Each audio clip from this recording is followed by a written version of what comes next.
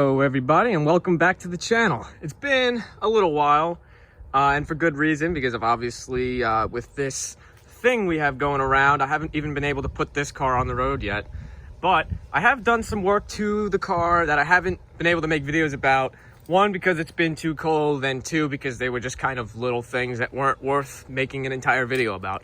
So I'm going to walk you around the car and just show you everything that I've done since the last video. Go inside the car. I don't know if I documented it last time, but I did remove the door pockets because they were all broken, and the passenger side one was already missing.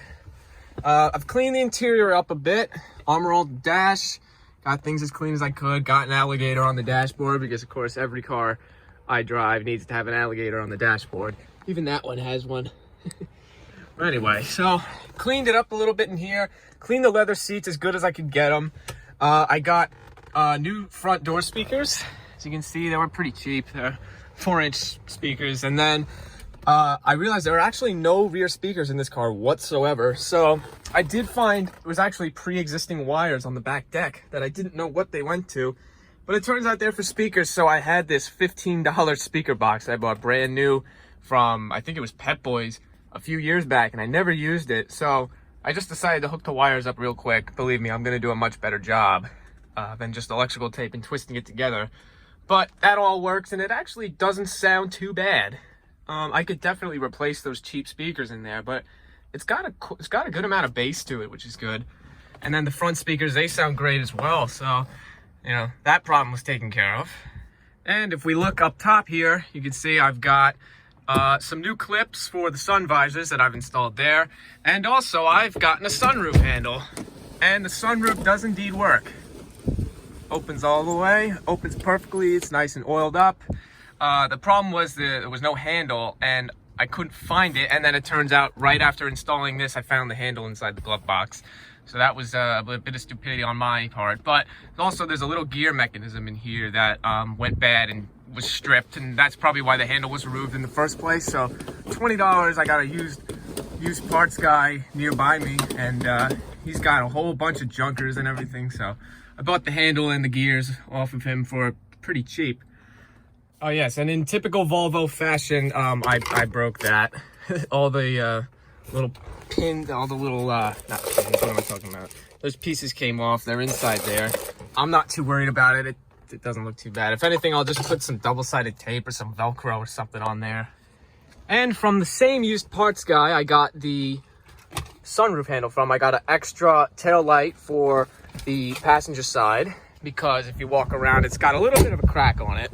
It's not a big deal, and I also got the light working just fine. It was just a bulb that was the problem with that. So, but I have the extra in case I need it.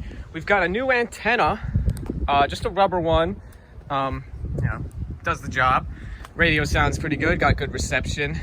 I don't have the new license plate bracket on it yet because, as I said, I haven't been able to get this on the road because all the DMVs are closed because of that special virus going around. I've also fixed this gas cap slightly, not quite all the way, but if you recall, it didn't quite close properly. It closes a lot better than it used to. Still haven't done anything with the rust yet. It hasn't gotten quite warm enough, and also I haven't been able to even drive the car very much, so I definitely don't want to start with that until I can drive it. Next up, if we look under the hood, you may recall this had a problem with the alternator belt. It was squealing pretty bad. If you see the belt's a little shiny, I sprayed the crap out of it with belt conditioner, and the reason I did that is because I could not get the belt any tighter, because if you look down there, the little adjuster screw has broken for the alternator, so I had to literally loosen the screws, take a pry bar and pry it as hard as I can, tighten it up, and you know, then spray the belt conditioner on it. And it does its job. It doesn't squeal anymore. If it does, it's very, very slight and rare, and only upon cold start. So I'm not too worried about that right now, but it is just a temporary fix. I'm going to have to get a new screw for that at some point.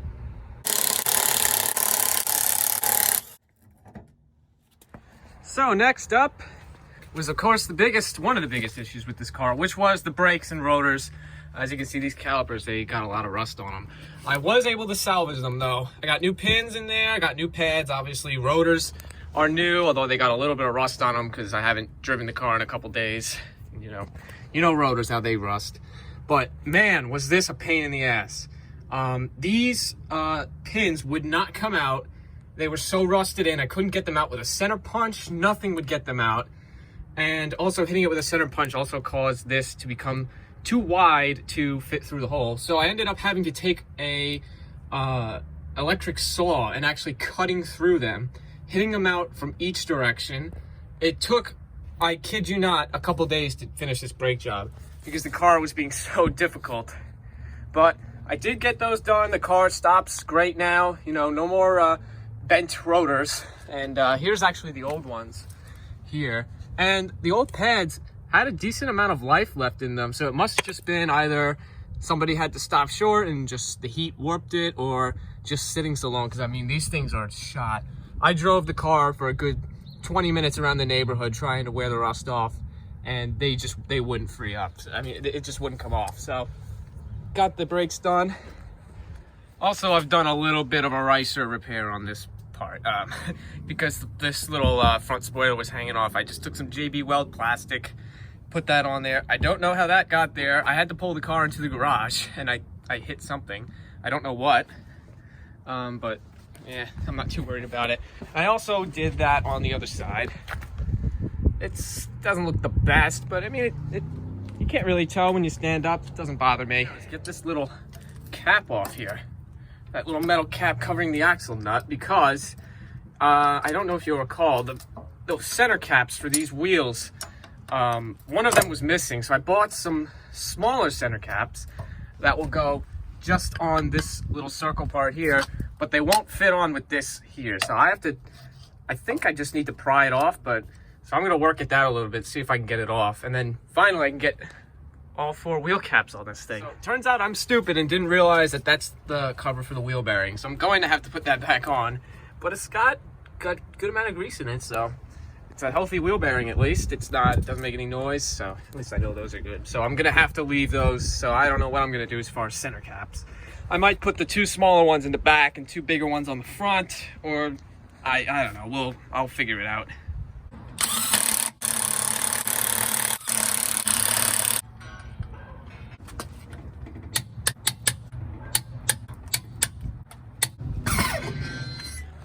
Well, that's about everything I've done to the car so far. Just a little update video, like I said. I hope you guys enjoyed, and I hope you stick around. There will be more videos coming on not just this car, but all the 240s, as well as the straight piped V70 coming up soon. So stay tuned for that. Now I'm gonna start this up and back it out so I can do some work on a different car, which I may or may not make a video about. Who knows? But anyway, I hope to see you in the next video. Look at that. Oh, damn it. There we go. This thing starts right up. It's been sitting for days. Just right up. It's crazy.